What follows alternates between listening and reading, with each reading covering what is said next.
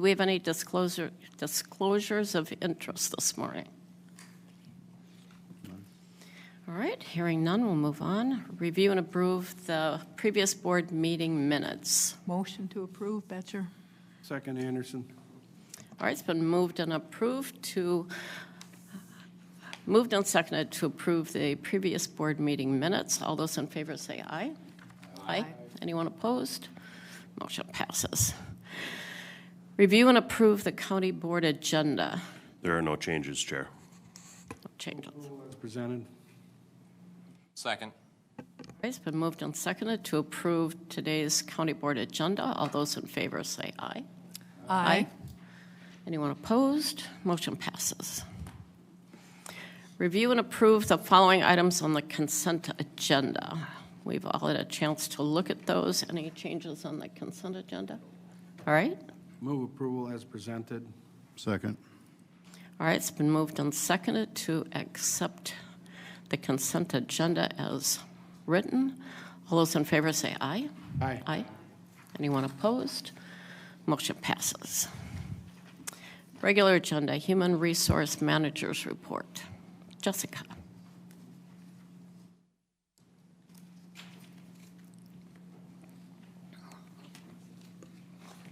Good morning, Commissioners. Aye. Good morning. So for the Personnel Committee this morning, there were 2 items that were discussed. The first one was recommended and supported to move forward, and that was a reclassification request for the position of Computer Forensic Examiner. You guys all are aware that DDA does our ongoing maintenance for job evaluation. However, when there's a significant change in job duties, so greater than 20%, we do an out-of-cycle evaluation for a position. So the sheriff had brought forward this request for the Computer Forensic Examiner to be re-evaluated due to significant changes, and the consultant found or recommended that the position move from a grade 112, where it's currently at, to a grade 114. And so that's the request before you today, is to approve that reclassification. Thank you.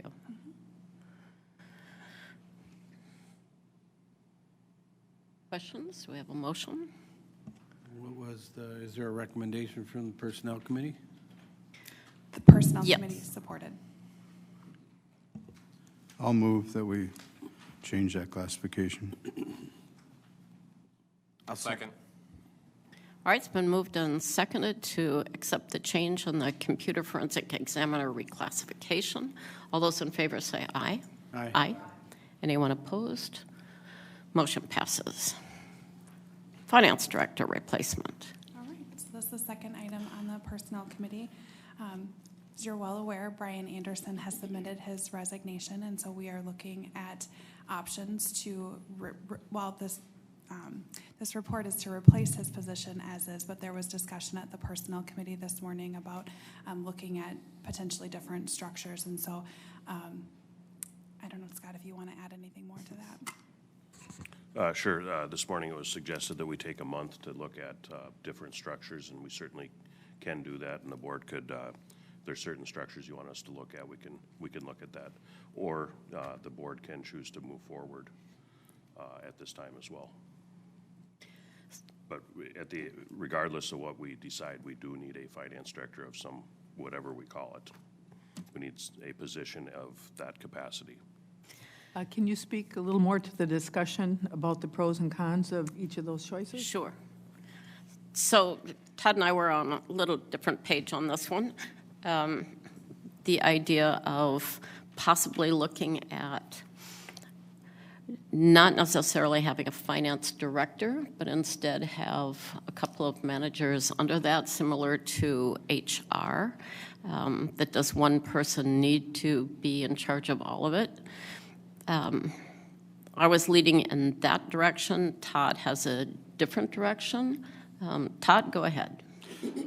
I guess we have an opportunity here to, take a look at each of these divisions. I understand that when Brian was hired, he kind of oversaw 3 different parts, or maybe 4, including the auditor treasurer. Is that the right structure? We have one shot to take a look at. Should each one be in a manager position? I don't know. Is that silly? Is it an option? We can't go back 6 months from now and say, man, I wish we would have tried something different back at the start of the year. I guess, I don't know where, I know Brad or Brian and Scott have, done a lot of discussion on this, and with Lucas. I don't know. I want to take another look at it and see if there are other options. So maybe I'm out of line, but I would like another month to take a look at it. So one of the questions that came up was whether or not if we had more than one person, similar to the managers, would that make a difference in the classification? And from Jessica's perspective, it still would go back to DDA, and it would still end up being, still having to have the same classifications. So I guess we don't know unless we look more into it. So again, I thought more that Is we the do. main disadvantage of looking into it, the posting not going up for another month? Is that the main disadvantage? I would say that would be pretty much the only disadvantage. There's no harm in looking at options. Okay. But, and in this case, we're fortunate we have a good number 2 in place, so if we didn't have that in place, I'd be saying, no, we need to post it now. In fact, I would ask to post before this meeting. So, Well, it seems like there's no harm in looking at the Right. options. And I've always been an advocate of whenever we have the chance, we need to look at our organization. I just don't see that there's much change that would happen here that wouldn't go into another department. I just don't see that there's a way to separate elections, finance. Really, the only one I see that you could separate is if you took assessor out away from finance and put that in its own separate category. And that's not gonna, it's worth looking at, but I don't know as it's the right move, because I really think you're gonna end up with somebody at a different level here.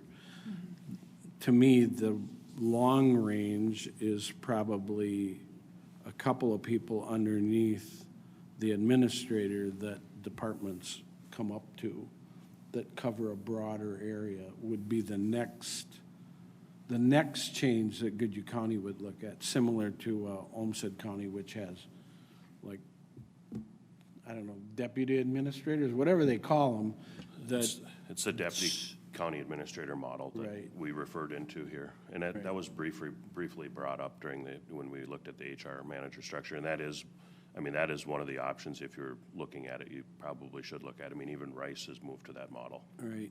The other thing, some of the difference here is we have a really strong HHS, which has blended the human services and public health together, and some of the other counties haven't done that. And they're taking those two and bringing them up to one, which we've already done. So I just don't see this position changing much.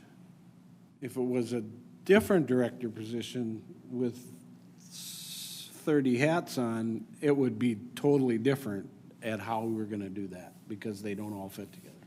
So I'm okay with taking the time to look at it. I just don't see that we're gonna find a big change that would happen, or any change that would happen. But it's fine to look at. I don't know if it takes a month. I think we could, if we put our heads together, we could get it done in a couple of weeks and figure out if there's really. Right, but we're also in the middle of the holidays, which means that not as many people might be around to be asking questions. Well, of- we're gonna have our budget, our board workshop early on in January, and I think we'll have an answer from that.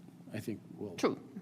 One of the things Brian did bring up was that in an election year, things are very, very busy, But in a non-election year, then what would that particular department or a manager be in charge of? Brian, I don't mean to speak for you, but that was the gist of, I think, what I got. Can I ask a question, too? I just wondered if you two felt there was a disadvantage in taking the time to look at it. Well, Lucas can certainly speak to it too, but I would say the disadvantage is, once I basically walk out the door, Lucas is going to be the person who currently oversees the audit that's going on, and he reviews all the 168 different pieces of submittal that goes to the auditor. He's also going to be overseeing all the election information as well, the current Tyler conversion that's going on, and so it's going to put him in that seat for a much longer time to do a much larger job than if I were here assisting in that.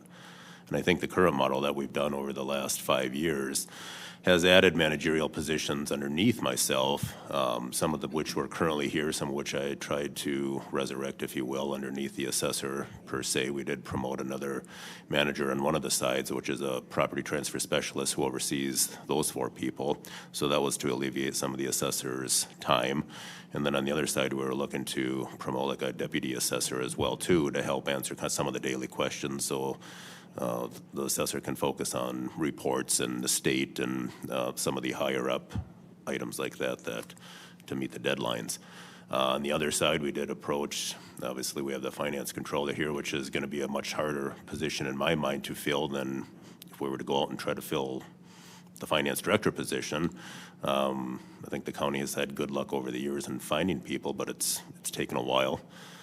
First or second or third try, to be honest with you, for some of those positions, because you're kind of at a middle manager level position for that. But anyways, the other position that we were looking at would have been like a taxation and elections manager that would be underneath the finance controller, underneath that area too. You see that in a lot of counties as well.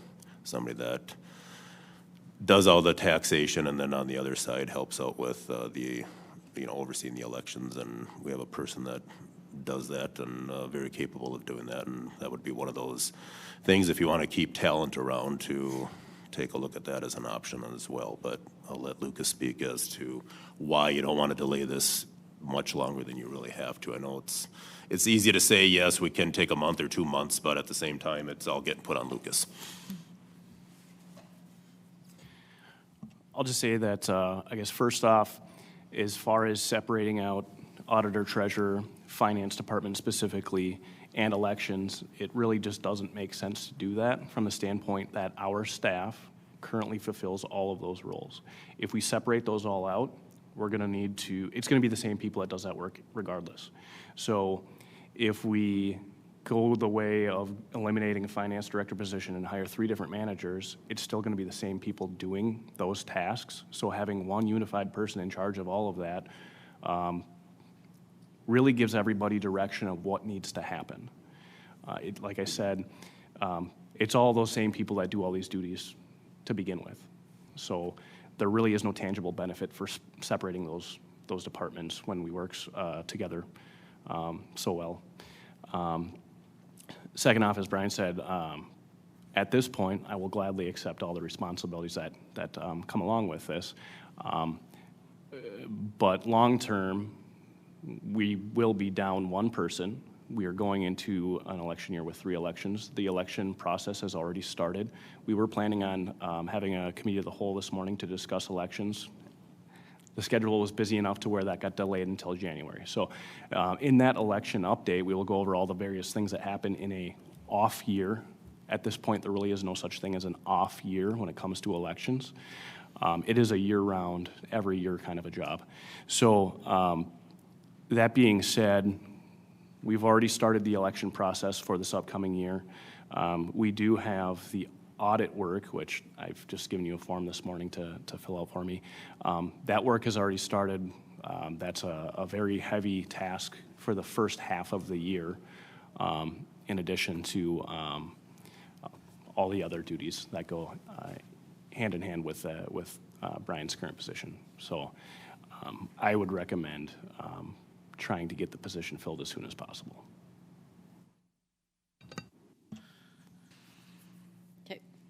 Sorry about that. No, don't be, nothing It's to be hard to sorry look about. both ways.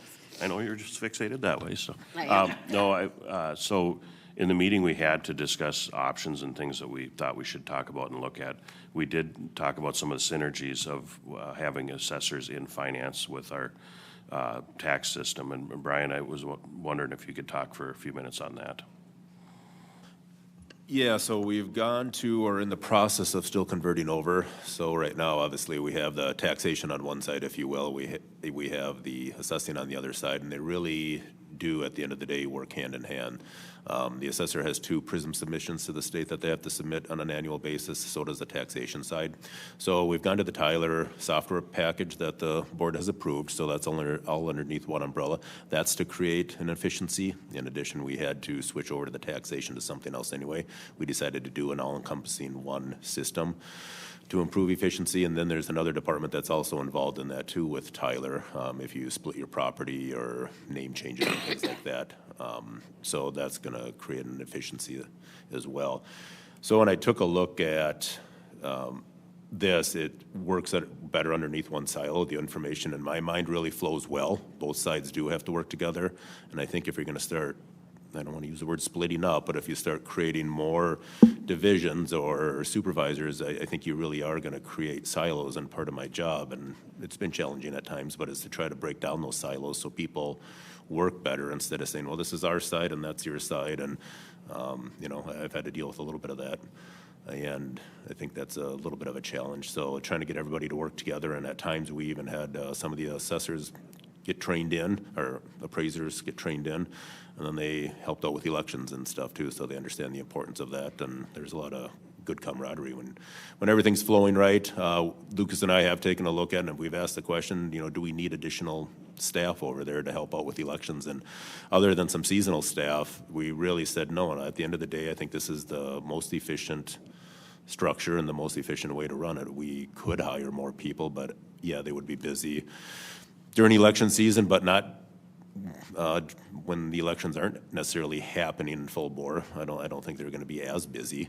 And then, as Lucas said too, with more elections and a lot of the legislation in the past few years, yes, it has become a year round. But again, I think it's what our staff can currently handle. If I didn't feel that they could, I would have brought a position request forward to you, because I don't want to burn my staff out, but they still seem very capable of handling it. And as Lucas said, this started back in mid-November for the PNP, and we just did training last week for the township elections that are coming up in March, so they know all their goals. And from a taxpayer's perspective, I would think that this is still the most efficient way of doing it, because as Lucas said, these are still the same people doing the same jobs. If you start splitting them up, you might even become more inefficient at that point. And I was going to make it, you know, with finance, with elections, there's definite divisions of duty which the overseers of both are looking at. And with finance, you can't have too few people doing the job, because you can't divide out who's looking over whose shoulder. We have to have that. And when you start breaking that apart and say these are going to work on elections and these are going to work on finance, pretty soon you're short of people in both areas that keep the division of duties separate. And I just see it's going to be more staff. It would, if we broke it apart. I just totally believe that. And as far as elections, you know, I don't know how many people realize we're going to have a presidential primary exactly 1 week before we have township elections, which means all that equipment and all of that stuff has to get back to here, processed again, and back out for township elections within a week. That's a big task that we haven't had to deal with before. And, you know, I don't think slowing the process down to take a longer look at this, we need to be really efficient at doing that. And I don't know if there's a chance to have a really strong committee of the whole before our January meeting, set our January meeting not at 9 o'clock, the first one, set it at 10 o'clock and take and have a longer session there of a committee of the whole before, and maybe we can make a decision at that first meeting in January how we should move forward. I believe statutorily it has to be at 9 a.m. Well, then we'll convene the meeting and then do the first part, and then take a recess and have a committee of the whole and come back afterwards to really answer some of the questions we have and try to get it out the door. Because, face it, there's only so many applicants for this, and we don't want to miss the right one if we're taking time to do it. It sounds reasonable to me. January 2nd is our next meeting, and there aren't too many people searching for jobs over the Christmas holiday, I don't think. I don't think much happens then. All right, can that work? Yes. Yeah, that can work. I will say that, there's not a lot of people looking for jobs over the Christmas break, but there are several finance director jobs open in the area. So I wouldn't want to wait very long.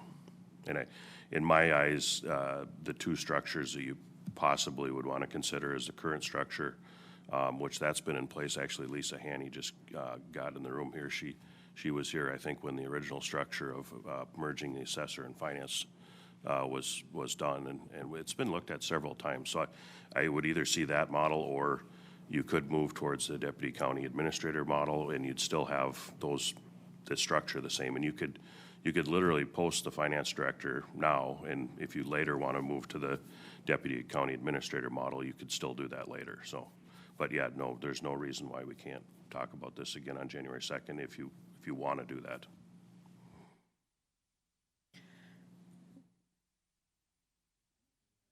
All right, I'm okay with that. Do we have consensus on that? Yes. Okay, with that then, if there's any specific structures you want staff to look at, please get them to myself or Jessica. All right, Thank you. excellent. Oh.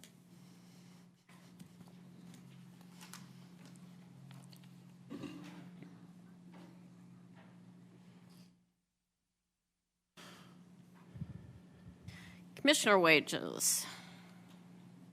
Hi, Tom. Per Minnesota Statute 375.055, the county board shall by resolution set the annual salary for board members to be effective January 1 of the next year. This resolution shall contain a statement of the new salary on an annual basis. A board that shows what a 3% increase would be, which is commensurate to what the wages have moved up as well as the non-union wages.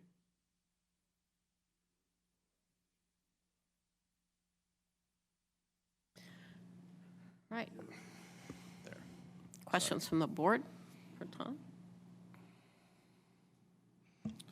I don't have a question, but I just kind of have a comment. I think this one and the next one with the attorney and the sheriff's salaries for electeds kind of go a little bit hand in hand. And I think we've gotten a lot of information on the sheriff and the attorney and setting their wages. And I think maybe,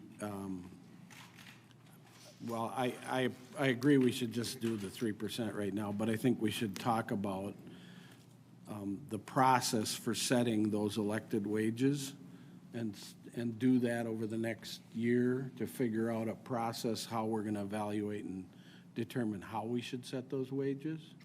And I think you could lump commissioner wages and those other electeds in the same group to do that evaluation and come up with a process. So that we have we're a not- set process? Pardon? So we would have a set process? Kind of, to some degree, have some thought behind it, rather than just, it's a percentage, whatever. And I'm not saying that ours are terribly low, I'm not saying they're high, they're kind of, sort of, maybe in the ballpark, maybe not. You know, in the public's view, they're probably enough. They're in the time commitment, maybe not enough. I don't know.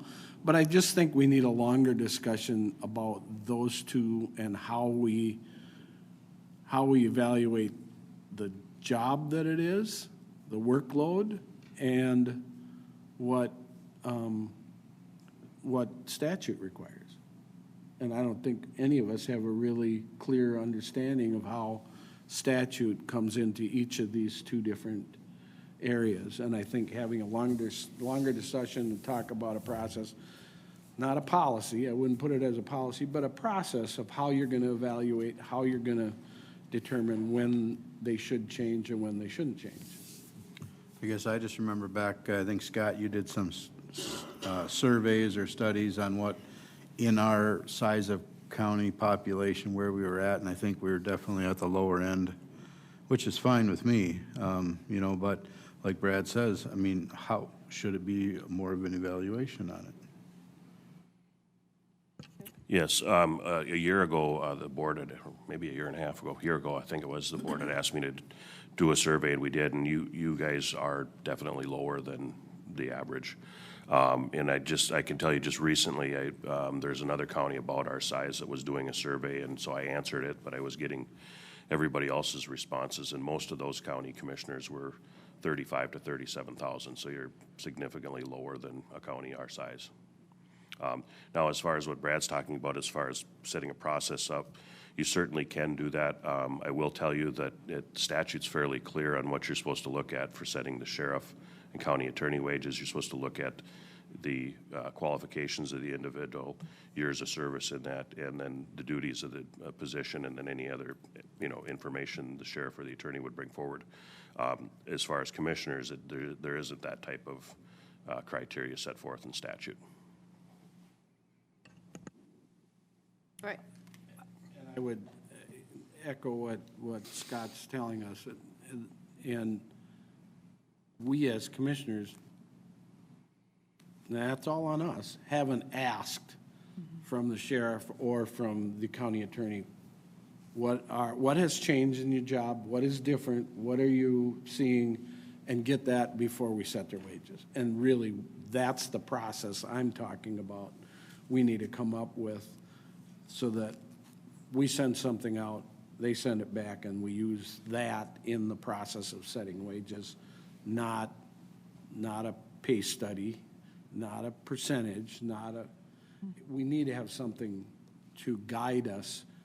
And right now, we have a little bit, but we don't really have enough information, I don't think. And I think that's what I'm talking about.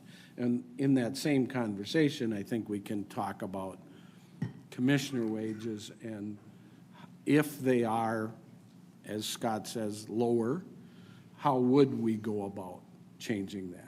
Not one big jump, I know that, but how would you go about coming up with a process to do that? And that's where I think Well, that and discussion. to me, it seems reasonable to raise the 3% this year and include that in part of our board goals for next year to have that process. Exactly, that's why I'm bringing it up. Yeah. You're right on track. Yeah, that's exactly what I think. So with that, I'd move that we set the wages with as recommended in this.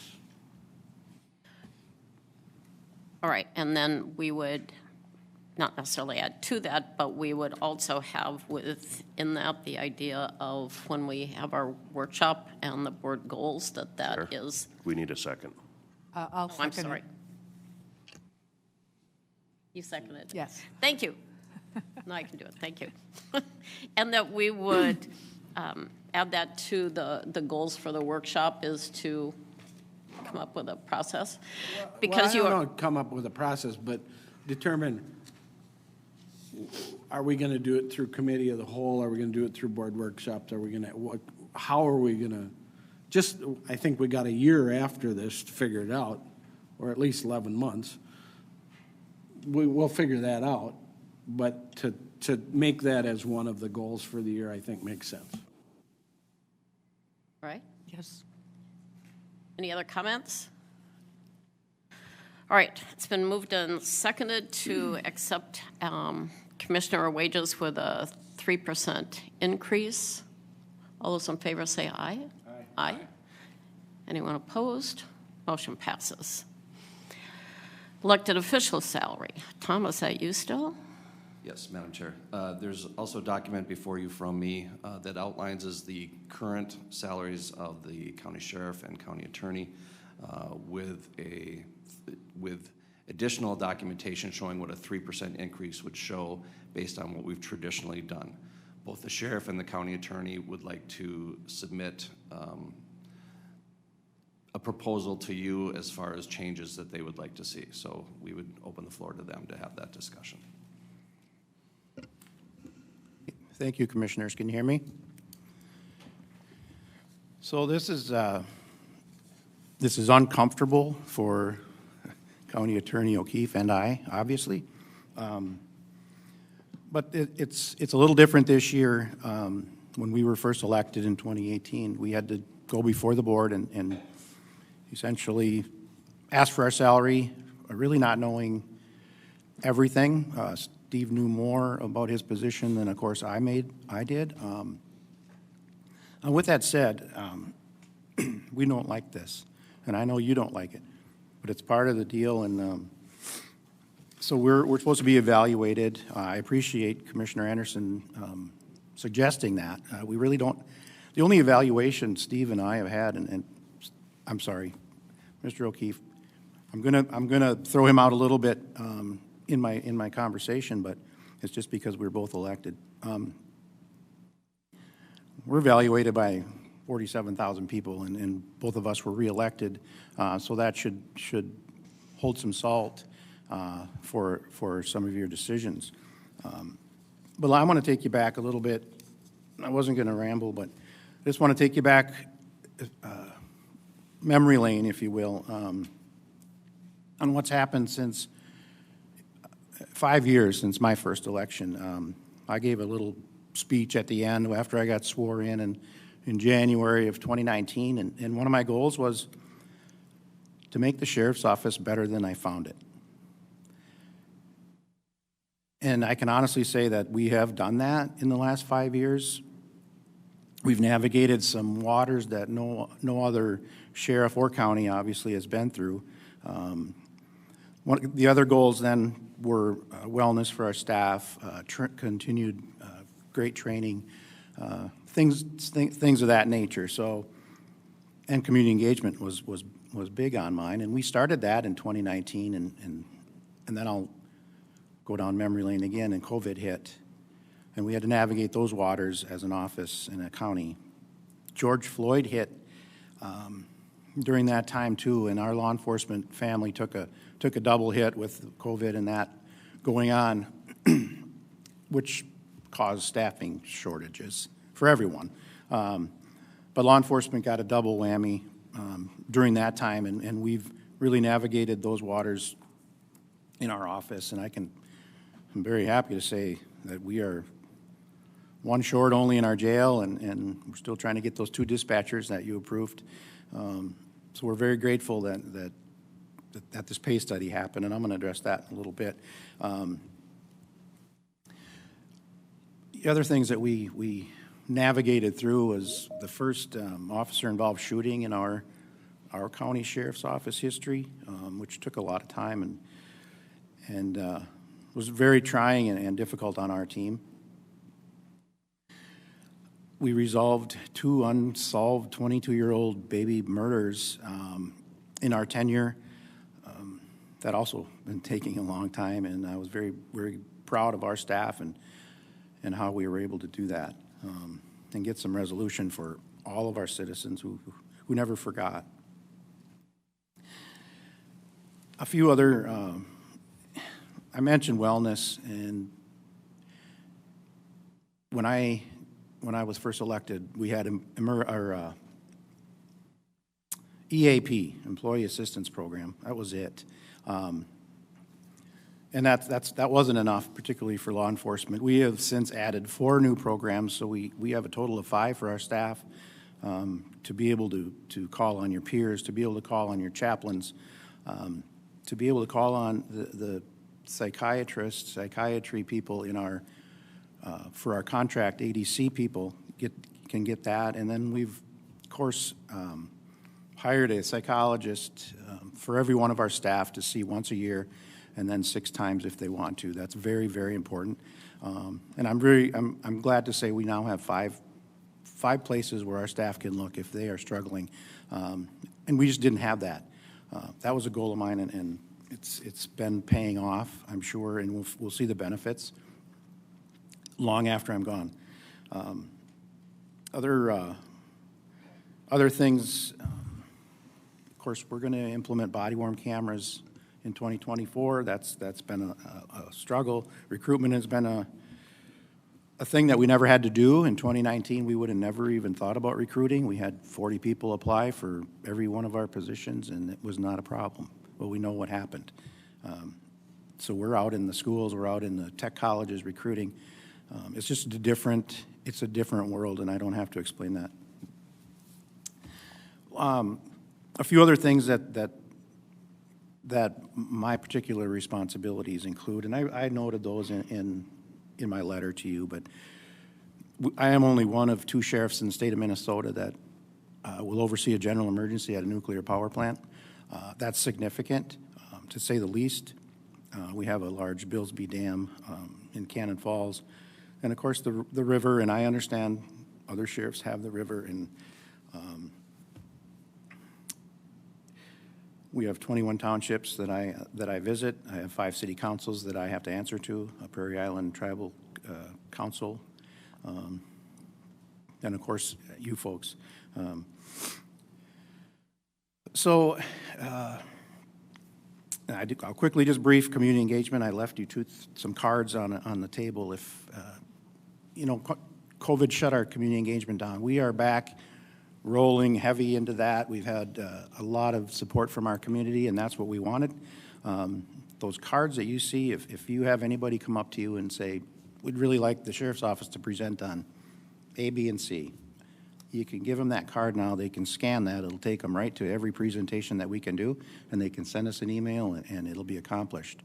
You don't have to even make a phone call anymore. So I'll get more cards to you. I just wanted to have that in front of you. So we continue to engage our community, and I think that is shown very positive, certainly through our Facebook and just having our staff know who the citizens are and know who the townships are, because we are getting out there. We've started a county-wide law enforcement training. We've invited all the cities in our county to join us because it made sense. We weren't doing that 5 years ago. So we are now training with Zumbrota. We're training with Goodhue. Well, we were training with Goodhue. That's another point. But we are doing things to help other cities in our county. And of course, I'll just brief over. We recently took over the city of Goodhue, and it's been a very, very good transition. The city is happy, and we're managing. So that's kind of my evaluation, if you will, for my 5 years of service to you and the citizens of Goodhue County. Now I'll just address the pay study that went on. We haven't really been up here asking for our salaries the last 3 years because we've been on the grid and things were working and we were getting whatever union increase, and that wasn't a problem. The problem came, and it's double-edged, because that pay study really benefited our county and almost all of our staff. We have hired more people because of that. What the pay study did, unfortunately, for the office of the sheriff and the office of the county attorney was devalue that position. And that is what Mr. O'Keefe and I are here to really talk about today is the devaluation of our offices because of a pay study. Now, we don't believe that DDA did anything intentional. They just didn't have all the facts, and in fact, they didn't have a job description for the sheriff because there isn't one. We are guided by state statute. Our Minnesota Sheriff's Association does not recommend a job description, and I would be surprised if any of the 87 sheriffs actually have a job description. So to say DDA evaluated my position would not be probably correct, but their evaluation of it was correct in saying the county board should and must make that decision. So that is why we're here. Previously, the county attorney and the county sheriff's position were one grade under the county administrator, and I proposed that the county attorney and I have talked at length. I still contend that his office should be where I'm proposing at grade 123, one position under the county attorney, or county administrator. So with that said, I'm sorry, I'm rambling, but I'm passionate about the office of the sheriff. The money has nothing really to do with it. I know I'm probably going to hear otherwise, but it's about the position of it's the office of the sheriff and it's the office of the county attorney that cannot be devalued at this point. And that's what, if we stay where we're at, that's what's going to happen. And I don't think that's a good message to send. So respectively, I'm requesting the office of the sheriff and future sheriffs ahead. You know, the Dakota people say we look ahead 7 generations. I want to look ahead at least 7 sheriffs, and so they don't have to come up here every year and do this because we don't like it. And it's not for me, it's for the office of the sheriff. So I just hope you take that into account. Respectfully requesting grade 123, step 11. I didn't even get into other county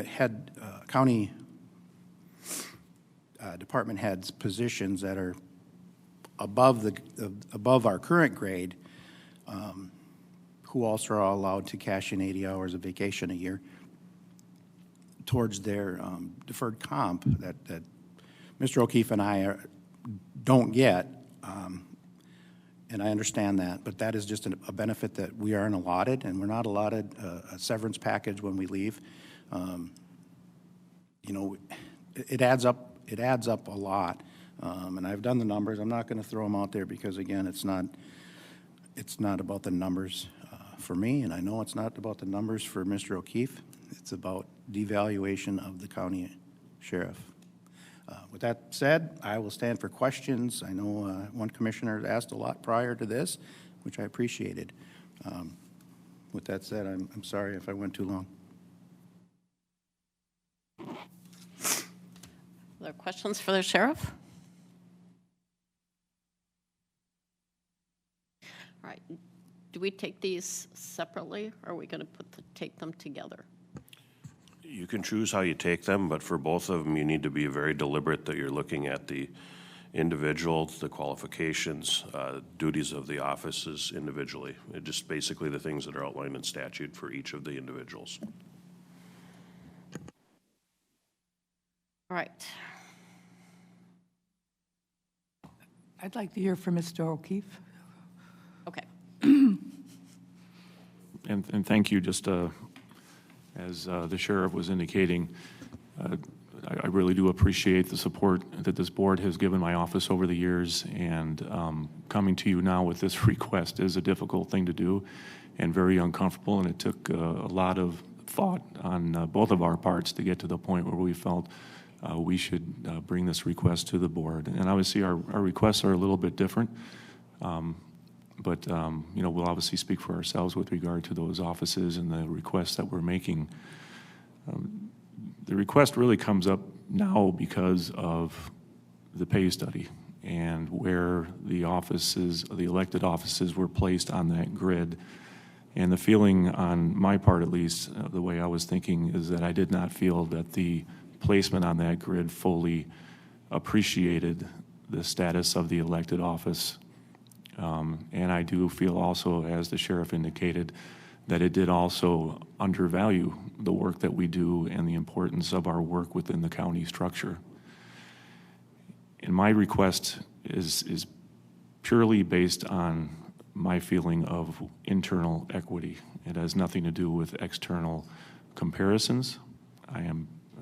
As I've said multiple times, I appreciate the salary that the board has given me over the years and set for me over the years. I appreciate the pay scale. I appreciate the pay structure. It has helped me in my office recruit very talented people to work. And again, the work that we do on a regular basis is very challenging. And having the right people in those positions is very important. In my memo, I've outlined a lot of the stuff that, I think is important to weigh with regard to the statutory factors. Obviously, it can't touch on everything that we do. Part of what the sheriff talked about actually made me think about some additional things that have happened over the years that has been challenging for me in my position and our office as a whole. I mean, we've had more turnover in our office over the last 5 years than we did in the previous 20 years. So we were in a transition period in our office where we're replacing people with 20, 30 years, 30 plus years, and 40 years in one case of experience with brand new folks who are just learning the job. And that is a significant challenge for management. And fortunately, with the board's support, I was able to create 2 positions that help manage our office, our two senior attorneys who do a great job helping me fill in. And that is part of the reason why I'm here as well, because this not only affects, I think the position on the pay grade does not only affect me personally, but it affects, I think, my entire office. And that's part of the reason why I decided to bring this issue to the board. Really, just to comment on some of the things that Commissioner Anderson said earlier about the pay scale. The pay scale is important. The board hired a consultant to evaluate those jobs, and a lot of the factors that are in our statutory, the statutory requirements to look at in setting our salary are considered in that pay study. They've done the work for you. You hired a consultant to make that determination.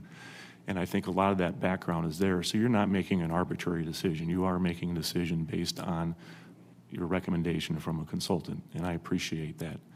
What I'm saying is I don't feel that the elected status of the office was given due consideration when they were separated. And I am simply asking that be put back in the same position that I felt we were in before. We were on the same playing field as the HHS director and the Public Works director. And that's why I'm being asked to move up to that grade 122. And if you recall, there was an appeal process for all this in setting these grades, and the sheriff and I both appealed that.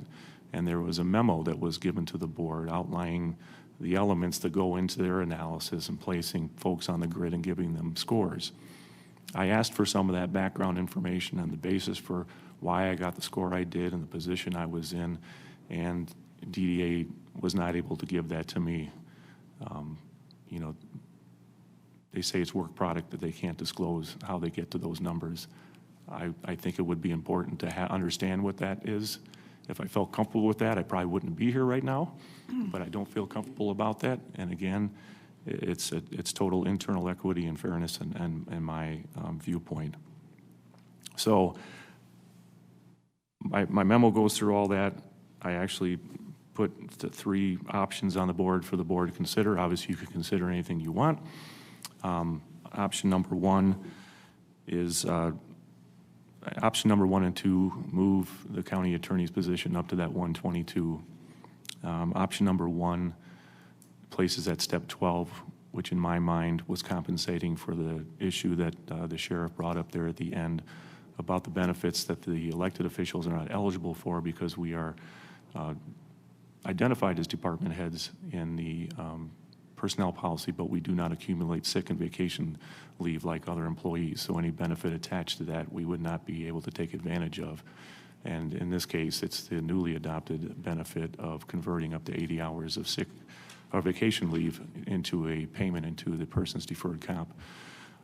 So that was what that option was about. Option number 2, I believe, would put me in the same position I would be in had I been ranked at step or grade 122 initially under the study. And it basically would be an even slide into that grade. And number 3 is basically status quo, which is what our normal request would have been, which is remain where we are on the grade and step with the adopted 3% wage adjustment that the board already approved. I will be satisfied wherever the board decides on this issue. Again, it is not to me about the money. It is about internal equity. And I know that the board has considered that strongly over this past year. And for that, I'm appreciative of. And I'm stand for any questions that you might have. Thank you. Thank you. I took the time and spoke with both Marty and Steve a couple of times, and I think I'll share some of what they said to me, and if I get it wrong, you guys can correct me. And I think all along, for years, the county attorney and the sheriff have had the option of not being on the grid at all and having us set salaries every year, but they've chosen to be on the grid for a variety of reasons.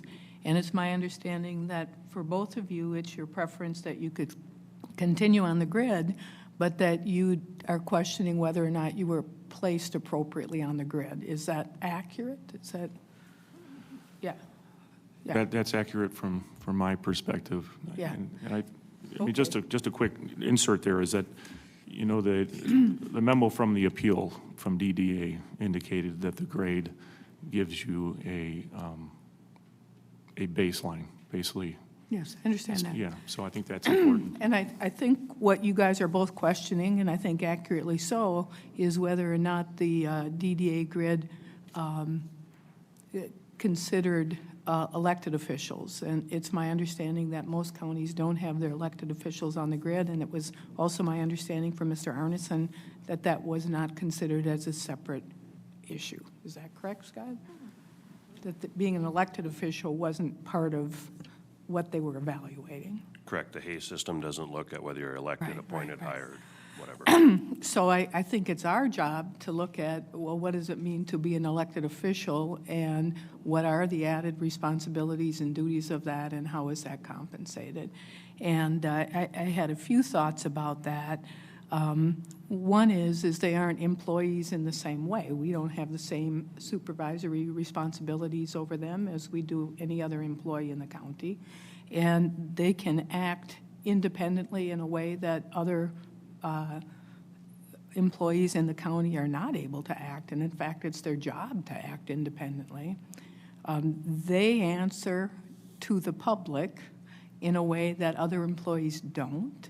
And what I think one of the sort of, I don't know, I think I want to say stressful thing that means is when they're out in public in Goodhue County, whether they're in their sweatshirt and jeans or whether they're at the YMCA, they're still the sheriff, they're still the county attorney, and the public feels free to interrupt whatever it is they're doing and asking them questions. And I just don't think that that happens with non-elected officials.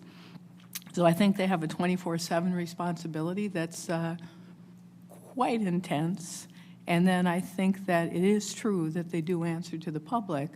So in my mind, the responsibility of being an elected official is different than not being an elected official, and we as a board have to decide how we weigh that. I also was thinking about the notion of your jobs separately, which is difficult for me to do. I know a lot less about the sheriff's job than I do the county attorney's job, so that is difficult for me to do. But I think the Hay system was evaluating the duties and responsibilities as being similar, in the sense that their points came out close enough they were on the same step. And it would seem logical to me that we as a board may think about the duties and responsibilities of being elected as being somewhat similar. So to me, it would be logical for us to at least consider doing the same thing for both, but you guys might feel differently. So I think they want to stay on the grid, but want the notion of being an elected official considered, and that's what I think our job is. Does that put us in a spot when they are on the grid? Because if we do any changes on this grid, does that open up for others appealing also? Well, you change for that, now you're going to change for me too? Does that open it up for us, Scott?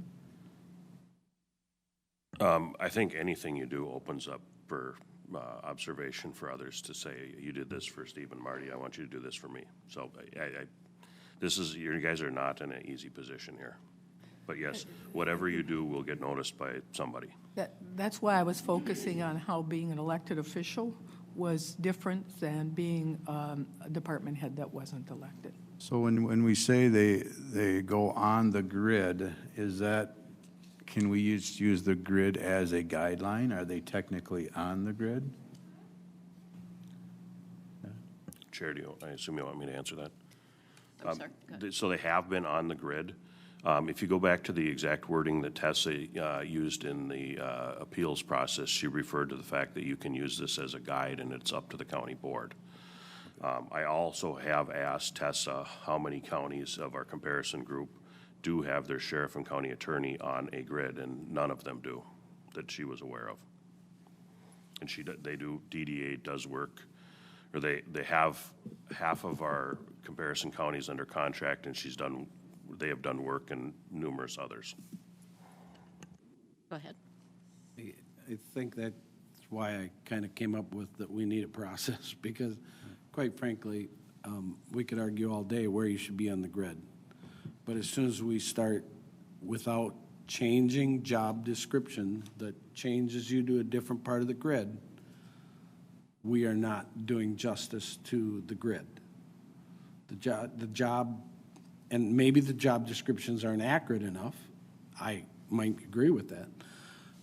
But I've kind of made the argument that they should not be on the grid. We should not be, we can use the grid as a guide, but not as the setting agent. That's why I said I think we need a different process. And when you read what came from our labor attorney and also what the AMC has put together about it, I think it really kind of spells it out that it should be a process kind of separate from the rest of the employees, because it isn't the same. It totally isn't the same. I totally agree with Sue on that, no, you're elected, that's different. It is And we need to figure out what that process is. That doesn't help us today. Right. We need to set a wage today, and if I was going to do that right now, I would probably pick a number and put both Steve and Marty at the same wage and say, we're going to go through this process, and we're going to figure it out, and we're going to make adjustments. They may be mid-year. We may find that we want to do something mid-year in going through that process, but I think at least we'll come up with a way to look at it that kind of separates it from In a pay study. certain sense, even though they were on the grid before, they weren't really, in the sense that the board still had to set their wage, and they used the grid as a guideline? Is that fair enough to say? Because they weren't really on If the I grid. could, I think that's how it's been done. The board sets our salary every year, just like we're doing today. Right, And the grid is a guideline for the right. board. And where you would fall on the grid is a guideline as well, then, I mean. Because I think that treats us, it gives that internal equity piece that I was talking about. I think we want to be fair, I think, with relation to the other positions in the county as well. And I think that helps you do that. And then I have a question for you, Scott. If we're using the grid as a guideline, which makes some sense to do that, then, but what their salary isn't actually on the grid, that's kind of how it's been, I believe. Except for that you guys were in agreement with what the grid said for you. Yeah, a majority of the time, they have been on an actual step. There have been times, and I think you have to go back to Sheriff McNerlin, where there was a couple years where he wasn't exactly on a step. I see. But, yeah, so you can use it as a guide, and you don't have to be on any particular step. And also, I mean, like I said, you don't have to actually have them on our pay chart. We don't report the sheriff and county attorney for pay equity, so it's truly up to the statute and the county board and the two individuals. And I do agree with you, Brad, that given that their points were similar on the Hay system, and given that they're both elected, I would feel most comfortable setting them the same wherever we set them, not setting the two differently. The other point I would make is if we move either of you to what you've asked for, you're virtually going to be at the top of the pay scale in that scale again. We'll be back here doing this again, because you will be subject to just the 3% increase, or whatever the increase is. So I think, I think separating it is just, to me, makes a lot of sense. And if you're looking for something to move this on, I would set both pays at 180,000, and we will look at that going forward as we go through setting this process. So is your motion that it goes to a 80. set number? Use that number, 180. Not, so not a grade, not a step? Not a grade, not anything right now. And I think we need to get to that point, and whether we're going to move it in there or not. We need more information from, first from us and from staff, second from the attorney and the sheriff about job duties, because Marty's exactly right. We have a nuclear plant. It is different in Goodhue County than it is in Dodge County, than it is in quite frankly, Olmsted County. And the sheriff, or the attorney on the same point, we have a casino. The casino brings certain things into play. That's different too. So we aren't like apples to everybody else, in my mind. So I think we need to figure out how we're going to evaluate that. We don't have a way to do that right now. So. All right, so your motion is a Set it at flat number of 180. 185,000. 180,000. 180,000. Yes. Can I ask the two people involved to comment on that? We need a All right, second I'll before we second. go to discussion. I'll second. All right, it's been moved and seconded. Discussion. Susan?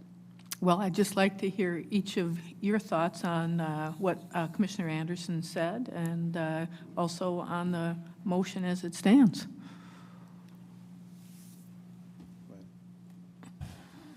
I'm not sure how to comment on that, to be honest with you, other than I appreciate it. I mean, I appreciate the motion and the comments here, and I just think overall it's important. I think it's beneficial to the county overall to keep these positions on the pay grade as a guide for the board, because I think what goes into that, setting those grids, is what creates that internal equity. And I think in the evaluation, it's not only our duties and responsibilities that the board is evaluating when you set that number, it's also how it fits within the county's pay structure and the internal equity piece of that for the county as a whole. And I think that's where the grid is beneficial to the board. So I think continuing on that, in that vein, at this point, I think would be my recommendation. But obviously moving forward with the boards, we would obviously move forward next year and talk about how that structure can change. But I really do feel overall in the analysis that again, that pay scale and the structure of it and what goes into it is important in the analysis. Well, and I just think it was, prior to our first year having to ask for our initial salary, we really haven't been up here asking. We did our steps and/or cost of living, and really, we accepted that. And I think if we stayed on the pay grade, it would be the same. We're not going to be up here every year doing this. I think if we went off the pay grade, we would probably be more inclined to, because we don't know where we're going. If we knew where we're going on a 2 or 3%, whatever the union got, I think we'd both be happy. I can't speak for sheriffs in the future, but I think it would just make everyone's life easier if we were placed where we can see some equity internally in our county, and that's my comment. Madam Chair? Todd? I guess when you say guide, I think in Brad's suggestion, he was using the pay grade or the scale as a guide. And I think that's where that number came up from. And I, by taking you to technically using the grid as a guide, not being on that, then it hopefully will not deter, but it will say these are two different exceptions. These are not, they're because of your election, that you have to be pulled out of that, and I don't want 20 more requests to change wages once we do a change, so. My last question would be, I understand Brad's number, and I understand you guys sort of liking the notion of using the grid as a guide. The number that Brad suggested is not a number that would show up anywhere on the grid. And I don't think there's a problem with us setting the salary that way. We can set it where we think is right. But for you guys, with it not being specifically on the grid, a number that's on the grid, do you see problems with that? I would say the reason I threw out that number was to get us off the dime and get us past this issue. And in our evaluation of the process, we may come back and say, yep, we want to figure out how to use the grid. We may. But until we've gone through that process and figured out just how we're going to do this going forward, I understand that. we need Need a time to do decision, that. We need yes. time to do that. And we need a decision today. So Then my last thus is question would why be, I in did it. terms of those discussions, I'm sure we would be seeking input from these two in terms of what they felt was reasonable and fair and what we were Along with noting the and missing.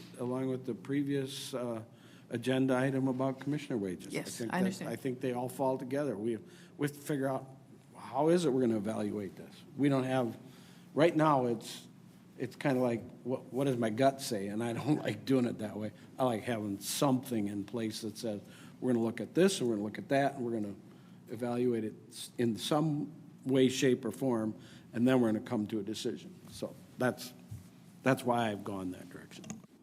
The information you sent us from Association of Minnesota Counties on elected officials and setting their wages, that and best practices, that helped a lot. It's very clear in here that the elected official is not an employee for the purposes of the Minnesota Government Data Practices Act. Therefore, I'd probably lean towards not having them on the grid and yet using the grid as a guide to move forward. But yes, I fully agree with Commissioner Anderson that perhaps needs to be one of the things that we really come up with in 2024's meeting on our goals and having a discussion on that. All right, any other comments, questions, or are we ready to vote? Jason, do you have anything you want to add? Okay. It has been, motion's been made and seconded to make the salary for both the sheriff and the county attorney for 2024 $180,000, correct? Correct. All right. All those in favor say aye. Aye. Anyone opposed? Motion passes.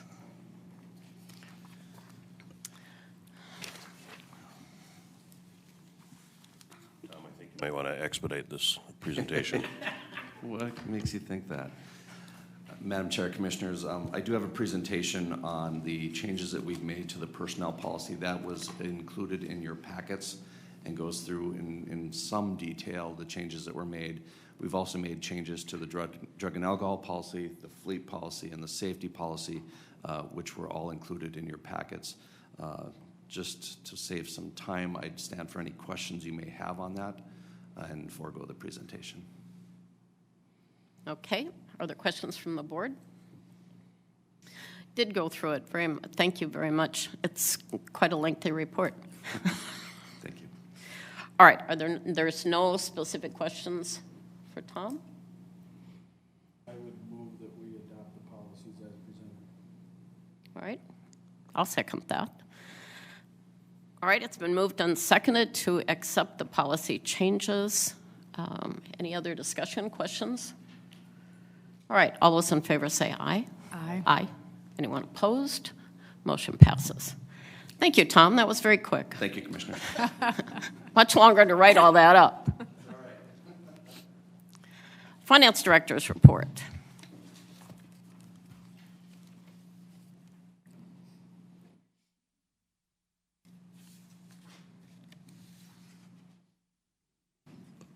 Good morning, Commissioners.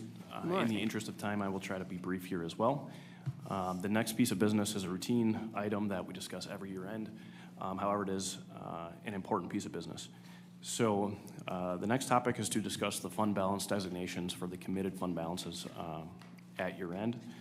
We're proposing two different changes this year. The first change is to add a new commitment, which is for the landfill closure costs related to the demolition landfill. In previous years, we had a restricted fund balance within the Waste Management Fund of approximately $223,307. We're proposing adding this, as I said, as a new commitment for that specific cost, future cost that we know is going to happen for closing that landfill. The second item is simply the elimination of the Billsby Dam commitment. Essentially, this balance, nothing new has been added to it since prior to 2013, and in 2024, that remaining balance will be spent down. There's only two items that get spent out of this budgetary line item related to the dam. So essentially, it'll just get budgeted going forward. It's approximately $5,000 a year. With that, I'm willing to stand for any questions or comments you may have. Yes. Just a question with the Billsby Dam, that's mainly for the sirens related to Billsby Dam, but we expend dollars with Dakota County. One of those two items is for maintenance on the siren. The other item is paid to the federal government through an annual contract for river gauge, I believe. Those costs won't go away, we're just gonna budget them rather than. Put your mic closer. Those costs aren't gonna go away, we're just gonna budget them in and not have a fund balance for them? Is that how I understand that? That's correct. Okay. Anyone else? All right, you need a motion to approve the 2023 fund balance commitments as outlined, correct? That's correct. Second. All right, it's been moved and seconded. Any other discussion or questions? All right, all those in favor say aye. Aye. Anyone opposed? Motion passes. Thank you. Thank you.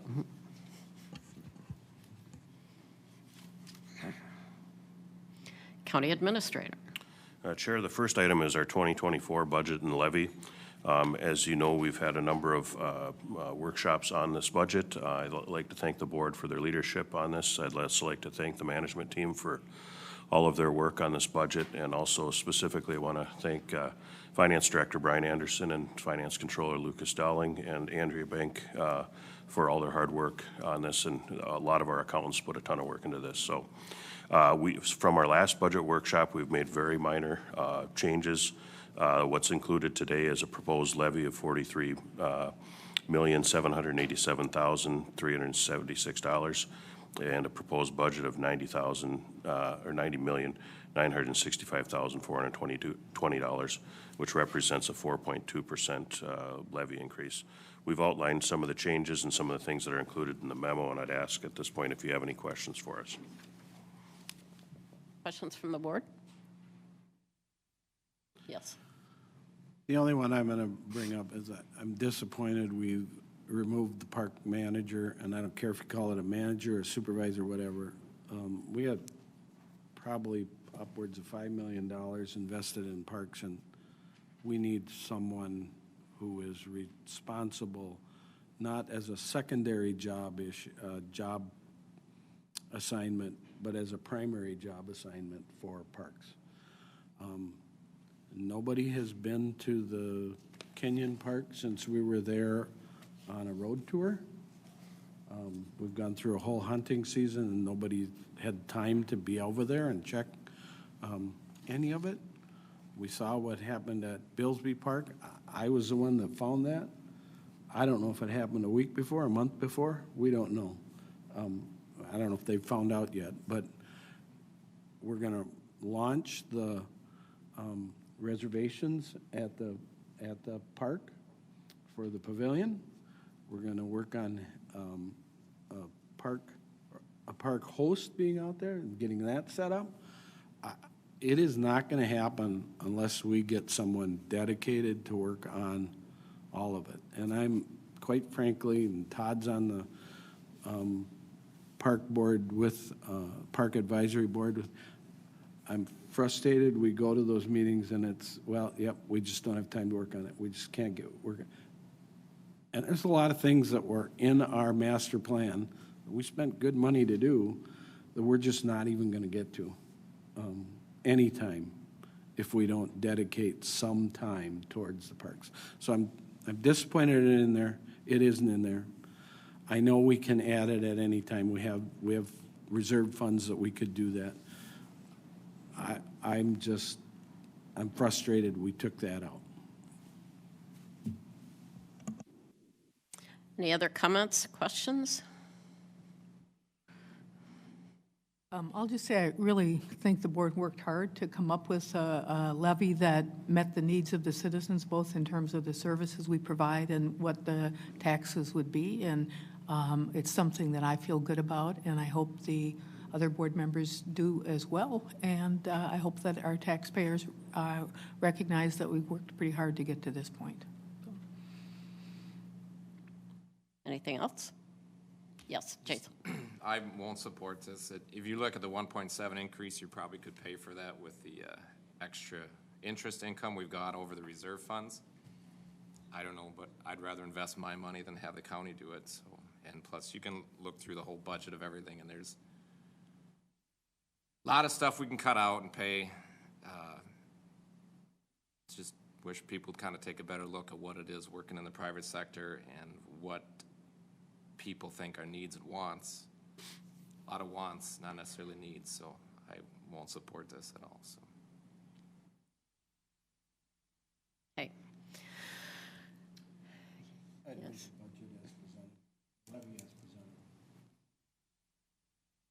Do we have a second? I'll second it. Right. Any other comments or questions? All right. All those in favor of passing the levy as presented, say aye. Aye. Anyone opposed? No. All right. Motion passes. The next item, Communications Specialist Briggs Topol will take. Good morning, Commissioners. I'll make this pretty short. We're just asking for you to approve the service agreement that we have with a website provider, Neapolitan Labs, that's based out of Iowa, to redesign and host the website for the next 4 years. Our goal initially was to increase user experience, but also increase accessibility and also increase staff experience with editing the website, and we believe this will do all those things. It'll also, over the next 4 years, save the county $13,000. So we'd ask for you to approve the contract. Thank you. Move approval. I'll second. All right, it's been moved and seconded to accept the Neapolitan Lab service agreement as presented. Any questions, discussion? All right, all those in favor say aye. Aye. Anyone opposed? Motion passes. Thank you, Briggs. First County Board meeting. Okay, according to statute, the county board must affirm the date, time, and location of the first meeting of each year. And staff is recommending that we hold that on January 2nd, 2024 at 9 a.m. Additionally, we're asking you to set the January 16th meeting as our grand opening for the newly renovated boardroom. All right. So moved. Second. All right. It's been moved and seconded to make January 2nd the first official board meeting of 2024 and a January 6th grand opening. 16th, so sorry. Tried to speed you up there. All right, January 16th for grand opening of the new boardroom. All those in favor say aye. Aye. Aye. Anyone opposed? The motion passes. Buffy.